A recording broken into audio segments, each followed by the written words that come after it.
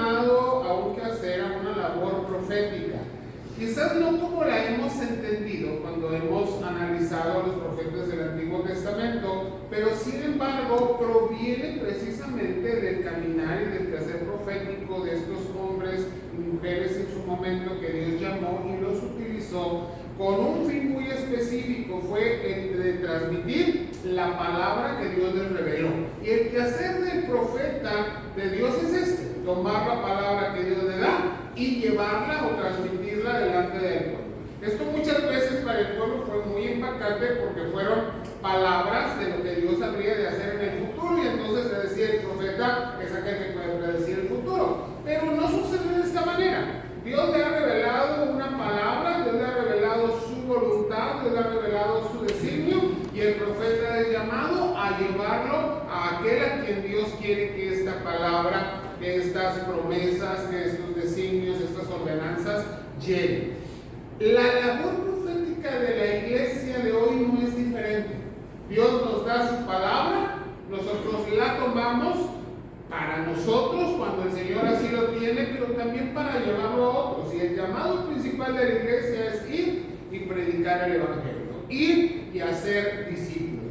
Y entonces en todo este año, y realmente son 44 predicaciones, apenas vamos en la 4, no llevamos ni el 10%, pero vamos a estar viendo cómo a lo largo de todos los profetas del Antiguo Testamento, entonces sí es un poquito tardado por esto, porque son muchos los profetas que tenemos en el Antiguo Testamento, Dios nos enseña como iglesia hoy cuáles son los principios, los fundamentos del quehacer profético que tenemos. Ahora, ¿de qué hablamos las semanas anteriores? Para hacerles un pequeño resumen muy breve, hemos hablado de 3 personajes o de los primeros 3 profetas que la palabra de Dios nos marca. La palabra que utiliza el Antiguo Testamento para hablar de los profetas es la palabra Naví. Y las primeras 3 veces que se utiliza esta palabra, a veces son personajes o personas que ni siquiera consideramos que tuvieron una labor profética. Al primero en la Biblia que Dios le llama Naví, y es Dios el que le pone este título, es a Abraham. Y en Abraham, que es la predicación 1 que di el primer domingo de este año, donde me tocó predicar, aprendemos que la labor profética de la iglesia, en primer lugar, está en guardar la intimidad con Dios, en ejercer la oración como un medio, como una intercesión por otros, y aprender que somos instrumentos de bendición para otros. Y esa fue parte de la labor profética de Abraham. Después, la segunda vez que Dios llama a alguien Naví o profeta es a Aarón, antes incluso que a Moisés, que es alguien que ya identificamos más con una labor profética. Y a Aarón Dios le llama también profeta, y de él podemos aprender que toda la palabra proviene de Dios. No debe ser nuestra interpretación, no debe ser lo que pensamos, lo que creemos o nuestra propia experiencia, sino que tiene que venir de Dios. Nuestra labor como iglesia es transmitir esa palabra siendo representantes de Dios. ¿Y qué importante es eso? Porque ser representante de alguien es una labor que tenemos que hacer con mucho cuidado. La iglesia es representante de Dios. Y el tercer domingo, que fue el domingo pasado, hablé de Moisés. Y en Moisés, que ya lo reconocemos como un profeta de los grandes del Antiguo Testamento, aprendemos que es sumamente importante o primordial que el Espíritu Santo esté presente en el profeta. Si no, no hay labor profética. Sin el Espíritu Santo no hay labor profética. Que hay que ser fieles al llamado y al ministerio que Dios nos hace, y que nosotros necesitamos y tenemos que recibir la palabra de Dios de una manera clara y directa, como lo dice la palabra para Moisés, que Dios hablaba con él cara a cara. Ese encuentro personal con Dios es importante, si no, no podemos transmitir la palabra, puesto que no la hemos recibido de una forma que la entendamos. Entonces, nuevamente les invito, si quieren ver estas predicaciones, tengo un canal de YouTube, es presbítero abreviado, pbro.josuec. Ahí pueden ver las primeras 3, y si quieren repetir o ver nuevamente esta, pues también va a estar por ahí grabada, normalmente en la noche o mañana. Y lo hago así porque las otras 2 iglesias en las que predico también están están siguiendo las predicaciones que no alcanzan a recibir. Hoy nos toca hablar, las lecturas que hicimos hace un momento, de Josué.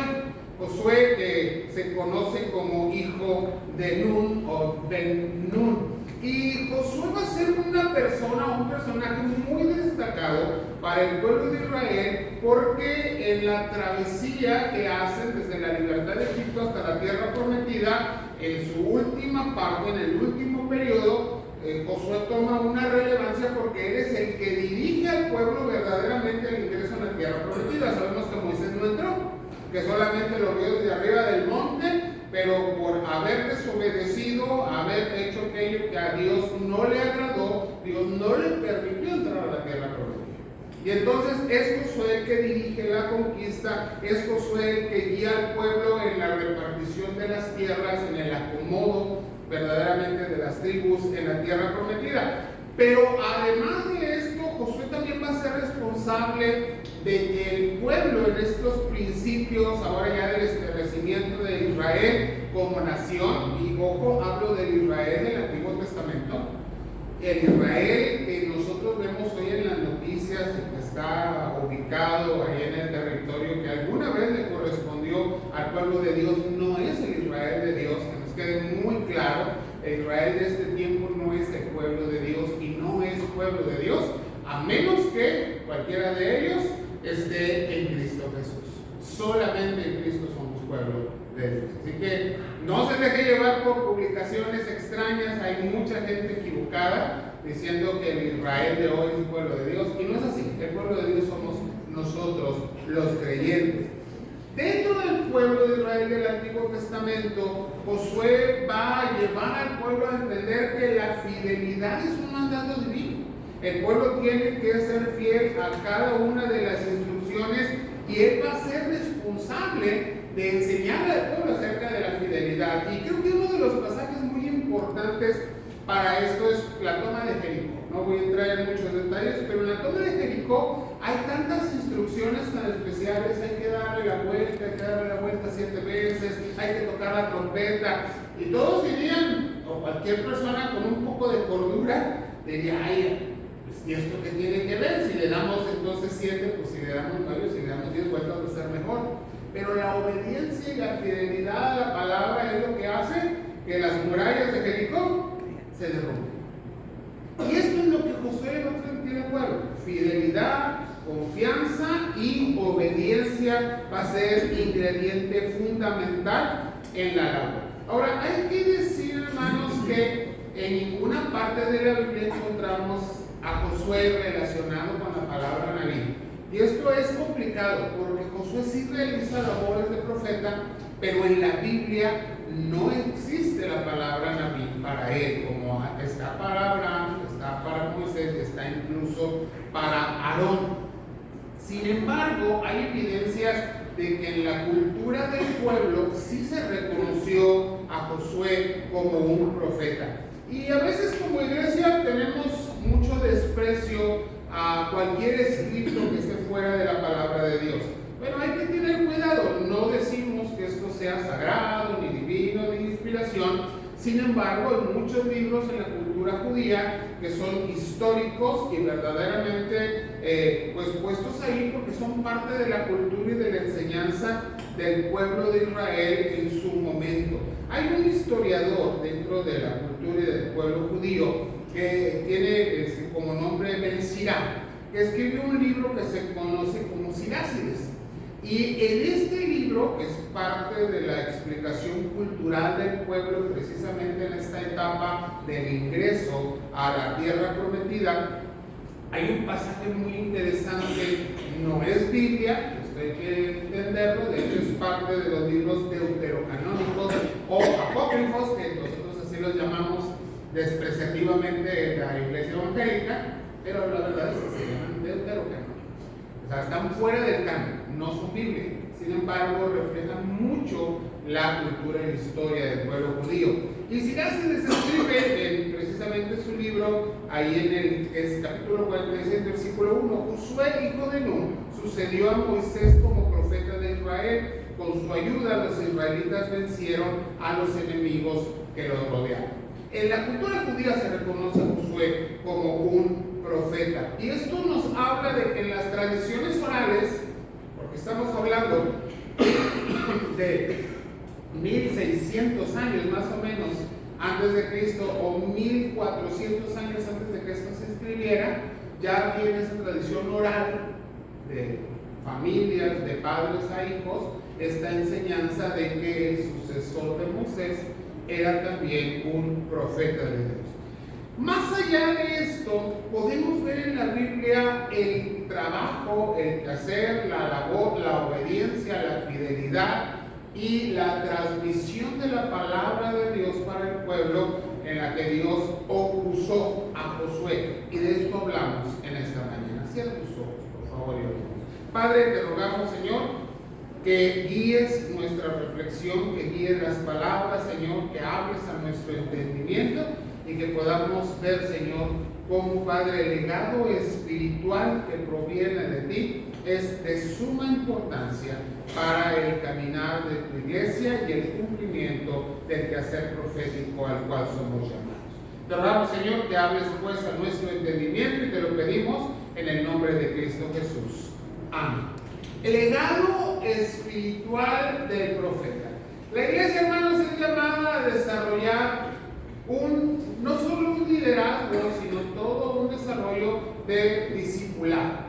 Y el discipulado consiste básicamente en que el discípulo hace discípulos, y estos nuevos discípulos desarrollan, crecen, y en ese amor que quieren a Dios y que le obedecen con fidelidad, desarrollan nuevos discípulos. Claro que el discipulado lo reconocemos más de nuestro Señor Jesucristo en adelante. Sin embargo, el liderazgo espiritual del cual hablamos ya era parte también de la forma en que Dios educó a su pueblo, es decir, la transmisión de la palabra, el llamado de Dios y el crecimiento espiritual era una responsabilidad que tenían las familias de padres a hijos y los patriarcas hacia aquellos que Dios les dio como descendencia. La transmisión de un legado espiritual es parte del quehacer profético para la iglesia. Ahí en Números capítulo 27 leo los versículos 18 y 19. Y Jehová dijo a Moisés: toma a Josué, hijo de Nun, varón en el cual hay espíritu, y pondrás tu mano sobre él, y lo pondrás delante del sacerdote Eleazar y delante de toda la congregación, y le darás el cargo en presencia de ellos. Moisés, llamado por Dios, elegido por una labor muy fundamental y verdaderamente sobresaliente. Yo creo que de Moisés reconocemos su vida y conocemos históricamente qué hizo. Tiene un llamado, tiene un encargo, tiene un propósito de parte de Dios, pero también Dios lo dotó de todas las cualidades, de todas las capacidades y principalmente del Espíritu de Dios sobre de él para realizar la labor de conducir al pueblo a la tierra prometida. No lo hizo perfecto. Prueba de ello es que él no entró a la tierra prometida, que solamente la vio desde lejos. Pero cumplió su labor.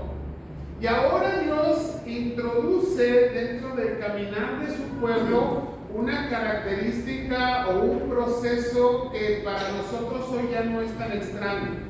Moisés tiene que ir delante del pueblo, delante del sumo sacerdote, imponer sus manos sobre Josué y ceder sobre de él, que él ahora es el nuevo líder y que él ahora tiene toda la responsabilidad del llamado de Dios. ¿De qué? Ya lo he dicho, de recibir la palabra de Dios en él y de transmitirla ahora al pueblo. Labor profética. Y la imposición de manos es algo que, si bien no es común, porque no lo hacemos todos los domingos, sí lo vemos dentro de nuestras iglesias. ¿Sí? Sabemos que la imposición de manos se hace, bueno, a veces la hacemos en algunas ceremonias cuando nombramos líderes, cuando nombramos encargados, pero fundamentalmente en nuestra iglesia es para la ordenación de ancianos y de pastores. Y lo hacemos precisamente porque reconocemos el llamado que Dios tiene sobre de ellos y porque los ancianos que ya son parte de un consistorio, de un presbiterio, los pastores que el Señor nos ha llamado y nos ha hecho precisamente estar al frente de las iglesias, reconocemos ese llamado sobre el nuevo hermano, el nuevo pastor, el nuevo anciano, y imponemos nuestras manos en obediencia a lo que Dios le ordenó a su pueblo. Precisamente lo vemos aquí en Moisés, de delegar, de reconocer, de delegar y de poner delante del pueblo que también el Señor les ha llamado a tomar un liderazgo espiritual al frente del pueblo. La historia de Josué entonces no se limita solamente a que es un hombre valiente, que es como lo reconocemos, ¿no? Porque después te dice valiente, es parte de lo que conocemos de Josué. Sin embargo, es también un líder espiritual que por la intervención divina nos va a enseñar acerca de esta transmisión de liderazgo, de que Dios está llamando nuevas personas, nuevos creyentes, nuevos líderes, y nosotros tenemos que reconocerlos y tenemos que también poner delante del Señor a nuestros hermanos y pedir que el Señor les siga guiando para que desarrollen ese liderazgo espiritual. Y esto es parte del discipulado. ¿Qué hacemos en el discipulado? El Señor nos enseña cómo enseñar a otros para que se levanten, y esos otros enseñan a otros para que se levanten. ¿Cómo la iglesia se mantiene por 100 años? Por 150 años. La iglesia más antigua de nuestra ciudad presbiteriana tiene alrededor de 170 años, el Buen Pastor. Y la única manera de que el liderazgo, porque obviamente los iniciadores de esa iglesia ya no están, ya están en la presencia del Señor, pero que se mantenga, es porque esos iniciadores se preocuparon porque se levantaran nuevos líderes y transmitir a ellos el llamado de Dios, y que ellos le transmitieran a otros y a otros y a otros. Fundamentalmente la Biblia nos enseña que esto lo hacemos de padres a hijos, pero también dentro de la organización del pueblo, y nosotros iglesias somos ese pueblo de Dios, tenemos que seguir haciendo eso. Y aquí me detengo y reflexiono, ¿qué tanto nos estamos preocupando por ello? ¿Cómo estamos desarrollando nuevos líderes? Porque a veces, hermanos, y perdón que lo diga así, nos esperamos hasta que nuestros niños se hagan jóvenes, que los jóvenes lleguen adultos, y entonces volteamos los ojos y decimos, pues a lo mejor pudiera ser diácono, pudiera ser anciano, pudiera haber llamado para pastor. Pero nos preocupamos por ellos en su niñez, que recibieran la capacitación para que en su momento que el Señor los llame ya tengan ese conocimiento, ya tengan ese caminar espiritual, tengan en sí ese desarrollo. ¿Cómo llevamos a nuestros adolescentes y a nuestros jóvenes para responder al llamado que Dios tiene para ellos? Ojo, en la iglesia todos somos llamados a diferentes ministerios con diferentes propósitos, pero todos tenemos un llamado, y parte de nuestra labor en la educación precisamente de la iglesia está ahí, en esa transmisión de un liderazgo espiritual. En Josué el pasaje nos dice que el Espíritu estaba presente. Y ojo, en la palabra se nos habla en el Antiguo Testamento que el Espíritu Santo no venía y permanecía. El Espíritu se manifestaba en una ocasión especial, en un momento especial, en un llamado especial, pero después se retiraba. Sin embargo, hay algo que a mí me ha llamado mucho la atención. Pareciera que en Moisés el Espíritu Santo permaneció, sino, porque no sucedía así de una manera, ¿cómo podría decirlo?, de todo el tiempo, pero sí vemos que la transmisión de Moisés a Josué se da en la presencia del Espíritu Santo, y al final es el Espíritu Santo el que capacita, pero esto no demerita la responsabilidad que tenemos como creyentes en la transmisión de ese liderazgo espiritual.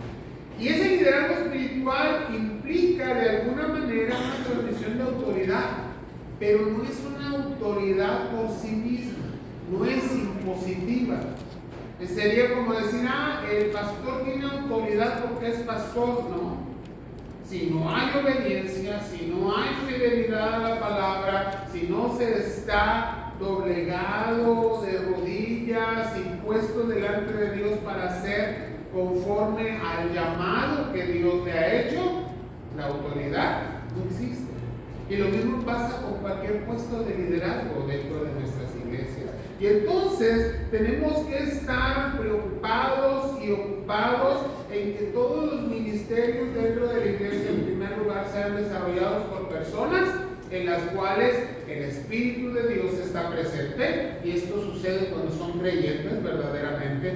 Por eso hay reglas, ¿sí? Decimos, bueno, ¿por qué tienen que tener cierta edad? ¿Por qué tienen que tener cierto tiempo de membresía?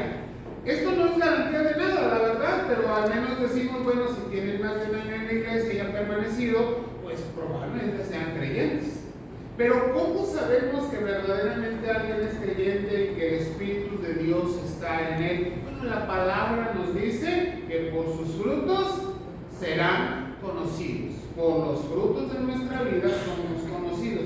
Y el primer fruto que la presencia del Señor y de su Espíritu nos da es precisamente el fruto del Espíritu Santo. Amor, gozo, paz, paciencia, benignidad, bondad, fe, mansedumbre y templanza.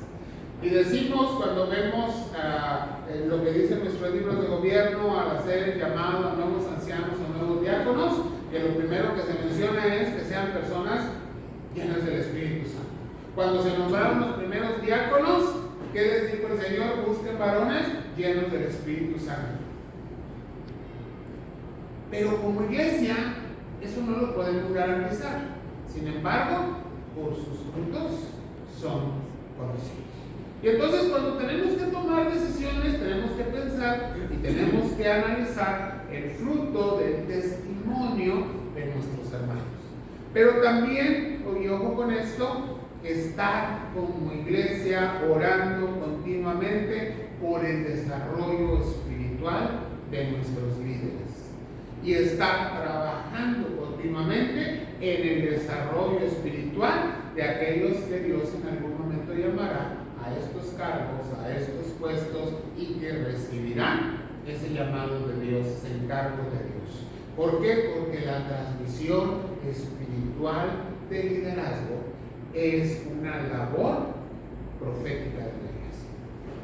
En segundo lugar, Números capítulo 27-21 nos dice: Él se pondrá delante del sacerdote Eleazar y le consultará por el juicio de Urim delante de Jehová. Por el dicho de él saldrán y por el dicho de él entrarán, y todos los hijos de Israel con él y toda la congregación. Vamos a ver cómo dentro de la labor profética de la iglesia hoy está la guía de Dios. Cualquiera que tiene un puesto de liderazgo, cualquiera que desarrolla liderazgo, cualquiera que toma un lugar dentro de la iglesia para decidir y para dirigir, tiene que ser guiado, tiene que estar guiado por el Señor. No hay otra forma de desarrollar un liderazgo dentro de la iglesia. En la tradición del Antiguo Testamento, en la tradición del pueblo de Israel, está algo que tiene cierta atmósfera de misterio, y si usted es lector de la Biblia seguramente le ha llamado la atención, porque no hay mayores explicaciones de cómo sucedía eso. Y estoy hablando precisamente de los utensilios llamados Urim y Tumim, y que sabemos que eran parte del efod. Ay, ahora ¿de qué está hablando el pastor? Bueno, si no conoce estas palabras, le invito a leer su Biblia. El efod era el pectoral, ¿sí? la pechera que usaba el sumo sacerdote. En esa pechera había dos rocas, al menos así nos lo imaginamos, dos piedras. No sabemos exactamente ni de qué color, que una era el Urim y la otra el Tumim. Dios da instrucciones, esto no es esoterismo ni nada, esto es bíblico. Dios le dio instrucciones al pueblo de que le hicieran preguntas a él, la pregunta era a Dios, y Dios le respondía a través de esas rocas. ¿Cómo? Bueno, al parecer se iluminaba o brillaba de una manera especial la roca, una roca para decir sí y otra para decir no. Se cree que el Urim haya sido el sí y el Tumim haya sido el no. Entonces, el pueblo preguntaba, el pectoral del sumo sacerdote, una de esas rocas se iluminaba y Dios les decía sí, síganle, hagan, entren, conquisten. Cuando decía no, espérense, todavía no es el tiempo. Esto tiene mucho misterio, parece algo totalmente sobrenatural, y a mí me ha llamado muchas veces estas cosas como que me inquietan un poquito. Pero se me hace muy interesante que a fin de cuentas era la voluntad de Dios. Que a fin de cuentas no estaban haciendo preguntas ni al aire, ni a la naturaleza, ni a las rocas, porque no eran ellas las que contestaban, sino Dios, a través de lo que Dios quería. Si Dios podía hablar a través del profeta, Dios podía hablar a través del sacerdote, Dios podía hablar a través de la naturaleza, y lo hizo en más de una ocasión. En este caso lo hizo también a través de este foto y del Urim y del Tumim, y diciéndoles sí o no a las preguntas del pueblo. Ahora, el Urim entonces no era un acto mecánico, no era algo que sucedía, no era un truco, no era magia barata, no era nada de esto, sino que era buscar la dirección divina. Sí, Dios respondía porque el pueblo a ellos les preguntaba. Ahora, me llama la atención en este pasaje, Dios le dice a Moisés que ponga a Josué en un lado del sumo sacerdote, pero ya no le van a preguntar al sumo sacerdote, le van a preguntar a Josué. Josué es el que le va a consultar a Dios, y Dios va a seguir respondiendo a través de la actualidad del sumo sacerdote. Pero ahora, en este legado de liderazgo espiritual, Josué va a interceder ante el pueblo para buscar la voluntad de Dios. Y buscar la voluntad de Dios va a ser algo sumamente importante. Cuando el pueblo ve que su líder busca a Dios, le da certeza, le da tranquilidad. Cuando vemos que nuestros líderes están haciendo cosas extrañas que no van conforme a lo que la palabra de Dios nos enseña, empezamos a tener ciertas sospechas. Decimos, ¿qué está pasando? ¿Por qué el hermano? ¿Por qué el pastor? ¿Por qué el diácono? ¿Por qué el anciano? ¿Por qué el líder está tomando decisiones que a mí no me cuadran con lo que yo he leído con la palabra? Bueno, puede ser, no somos perfectos, nadie es perfecto, ciertamente, y podemos equivocarnos. Pero entonces el pueblo debe estar pendiente de que el líder tenga una comunión con Dios, que esté buscando la voluntad de Dios, y que lo que el liderazgo está transmitiendo al pueblo sea parte de la ordenanza, de la palabra, del designio y de la voluntad de Dios. Por ello, la conexión espiritual del líder con Dios en la toma de decisiones va a ser algo sumamente importante. El pasaje más adelante nos habla de cómo en Josué había un espíritu de sabiduría, no de él, no de su conocimiento, no era una persona súper estudiada, ni fue a la mejor escuela, ni estuvo en el mejor seminario. Donde radica el fundamento del liderazgo espiritual de Josué, ni siquiera en la transmisión de Moisés, sino en que Josué desarrolló una comunión con Dios, una búsqueda de Dios, y fue llamado a ello más allá del conocimiento y más allá de la experiencia humana. Ahora, este pasaje, lleno de esta atmósfera de misterio de la consulta de Urim, revela ciertamente esa conexión. Dios va a responder al liderazgo espiritual que Él ha levantado, y la búsqueda de la voluntad divina va a ser contestada por Dios. Entonces, ¿por qué Dios responde de esta manera? Y se ilumina si esto era así, que realmente la Biblia no nos lo explica cómo sucedía, pero si sucedía de esta manera o de otra, Dios respondía porque el líder tenía una conexión con Él. En este punto, hermanos, no solamente tenemos que estar en la sospecha, vamos a observar a nuestros líderes a ver si tienen una comunión con Dios. ¿Cuál sería la responsabilidad de la iglesia? Estar orando por ello. Ora por su pastor, ora por sus ancianos, ora por sus diáconos, ora por sus líderes de escuela dominical, por los maestros de jóvenes, por los maestros de niños. Ora usted porque ellos tengan una conexión con Dios, una intimidad con Dios, una comunicación con Dios, porque estén pidiéndole al Señor la guía para desarrollar el llamado y el ministerio que se les ha conferido. No se trata de estarlos observando sospechosamente, se trata de orar por ellos y de pedirle a Dios que desarrolle en ellos un liderazgo espiritual.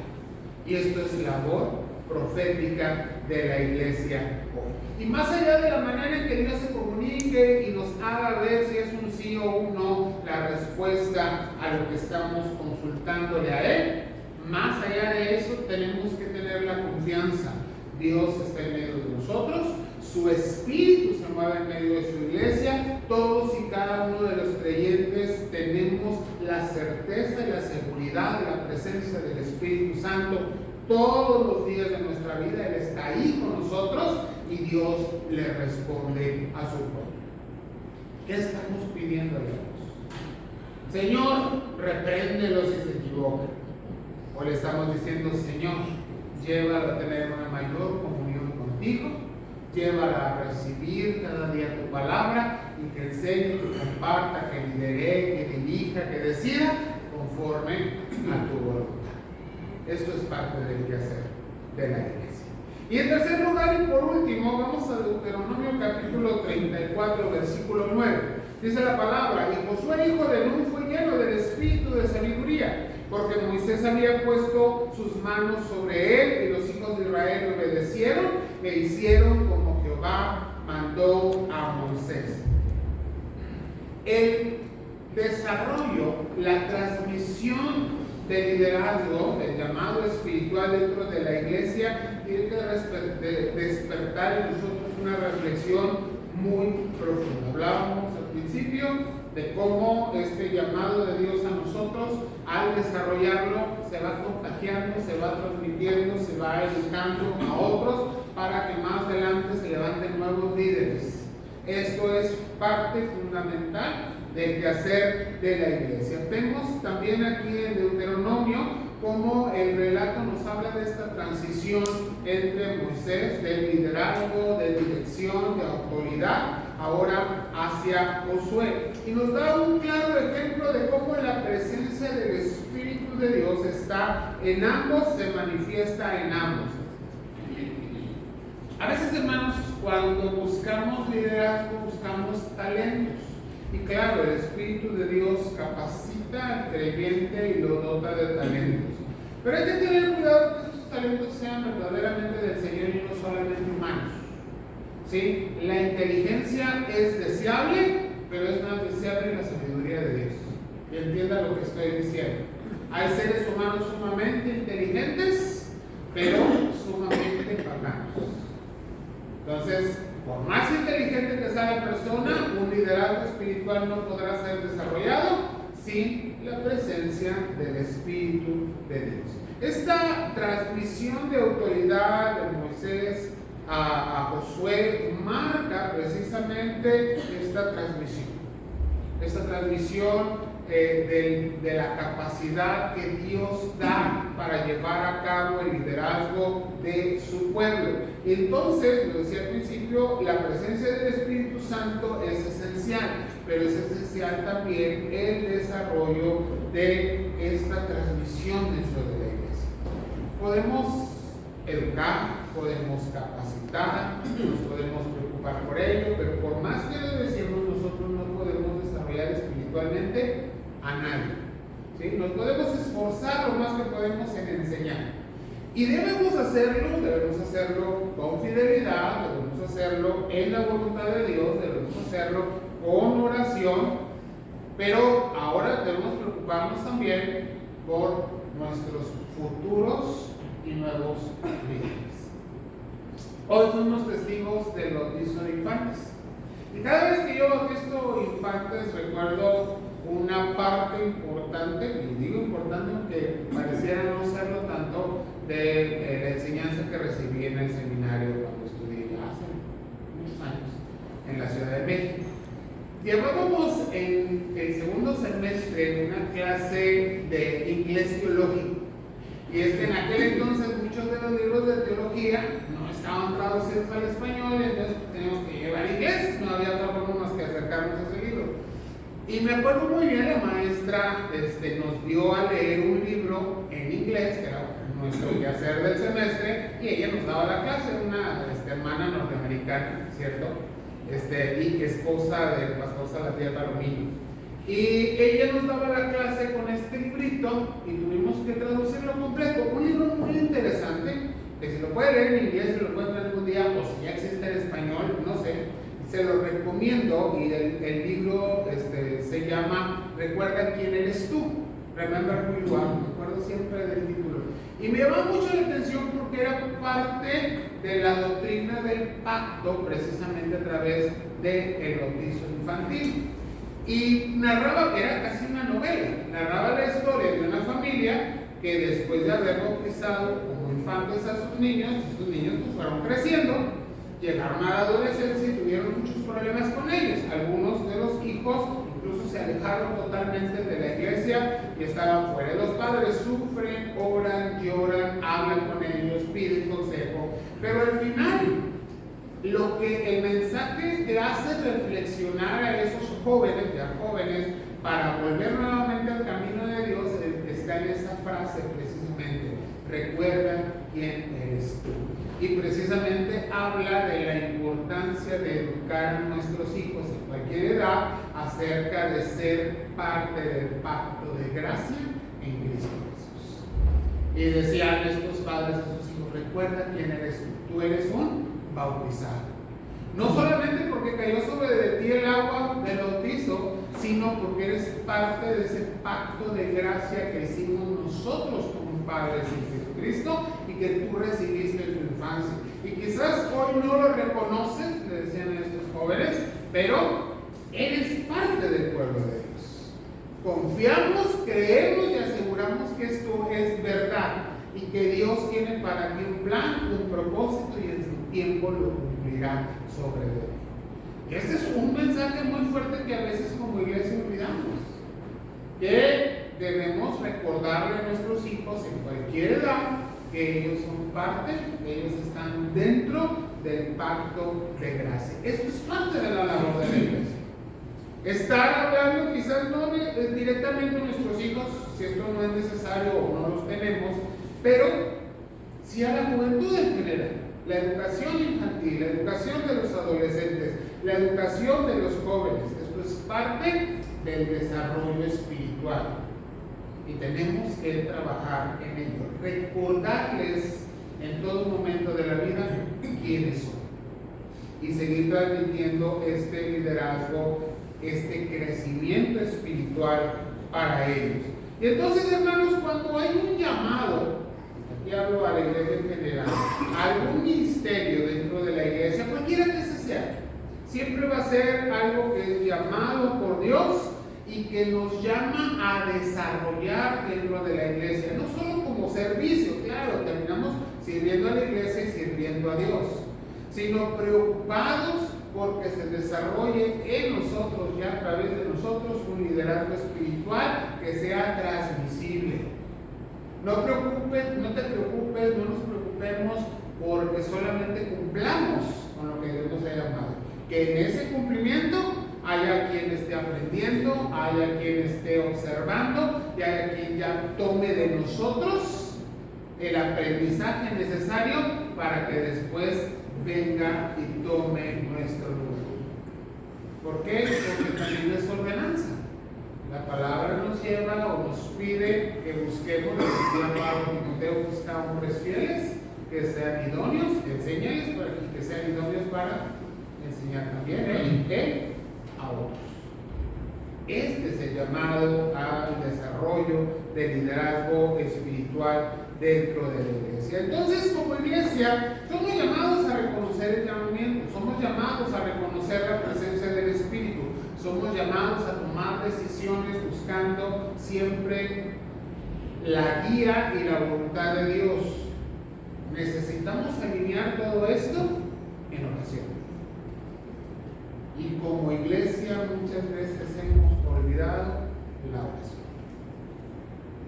Oramos un momento antes de nombrar nuevos líderes o de llamar a nuevos ministerios y después nos olvidamos de estar orando por nuestros hermanos, por nuestras hermanas, por nuestros niños, por nuestros jóvenes y por ese desarrollo espiritual en cada uno de ellos. Esto es parte del quehacer profético de la iglesia. Concluyo con esto, hermanos. La historia de Josué nos revela la importancia de la presencia del Espíritu Santo. Pero el Espíritu Santo está en el creyente. Si tú eres creyente, el Espíritu Santo está en ti, ahora desarrolla un liderazgo espiritual, no necesita de imposición de manos, y si es así, Dios te está llamando a un ministerio donde se necesita una ordenación, bueno, es Dios el que transfiere verdaderamente autoridad y llamamiento. La consulta de Urim por parte de Josué enfatiza una importancia no en la cuestión mágica del evento, sino en la búsqueda de la guía de Dios. Hay que buscar a Dios.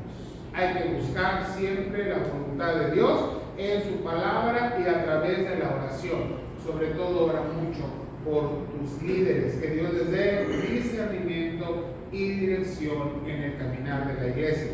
Y por último, la transición de la autoridad de Moisés a Josué nos habla de cuán importante es en la iglesia que el liderazgo se desarrolle y se transmita. Todo lo que hagamos sea para el Señor, pero en todo lo que hagamos busca siempre tener un Timoteo. Alguien que esté aprendiendo, alguien que esté observando, alguien que esté tomando tu ejemplo, que sea un buen ejemplo, para que se siga desarrollando en la siguiente generación y más adelante esa transmisión del liderazgo espiritual. Esto es necesario. Es parte del crecimiento y del desarrollo de la iglesia. Es parte de lo que Dios nos enseña como iglesia a hacer en todo momento.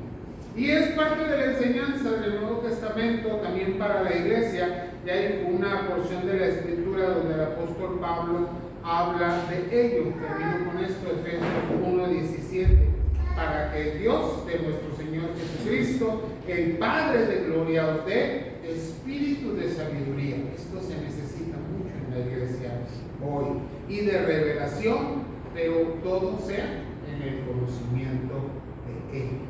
En el conocimiento de nuestro Señor, en el conocimiento de Jesucristo y en la búsqueda de la palabra de Dios. Tenemos que responder fielmente, hermanos, al llamado profético que tenemos como iglesia. Por eso, Señor, gracias Padre por tu palabra.